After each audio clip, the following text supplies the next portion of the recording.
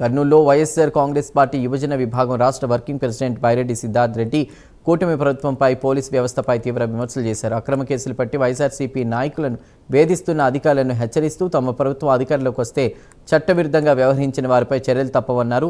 Aluru MLA విరూపాక్షిపై జరిగిన ఘటనలో తిరిగి వైఎస్ఆర్సీపీ నేతలపై తప్పుడు కేసులు నమోదు చేశారని ఆరోపించారు. రాష్ట్రంలో కక్ష సాధింపు రాజకీయాలు, శాంతి భద్రతల సమస్యలు పెరిగాయని ఆయన వ్యాఖ్యానించారు.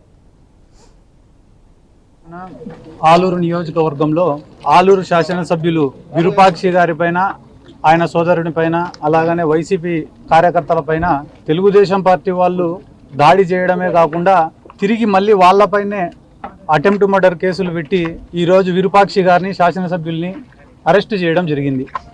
ఇందులో భాగంగా ఈరోజు ఆయనను కలిసి ఆయనకు మేమంతా వైఎస్ఆర్ కాంగ్రెస్ పార్టీ తరఫున, యువజన విభాగం తరఫున మేమున్నామని చెప్పి ఆయనకు ధైర్యం చెప్పడానికే ఈరోజు వచ్చి విరూపాక్షి గారిని కలవడం జరిగింది.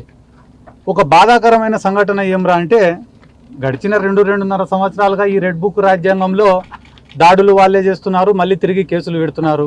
చిన్న చిన్న వాటి నుంచి పెద్దదాని వరకు అమాయకులను ఇబ్బందికి గురి చేస్తూనే ఉన్నారు. కానీ ఈరోజు పరాకాష్ట ఎక్కడికి పోయిందిరా అంటే, ఒక ఎమ్మెల్యేకు కూడా రక్షణ లేదు ఈ ఆంధ్ర రాష్ట్రంలో అని చెప్పి తెలియజేస్తూ విరూపాక్షి గారిని అరెస్ట్ చేయడం జరిగింది.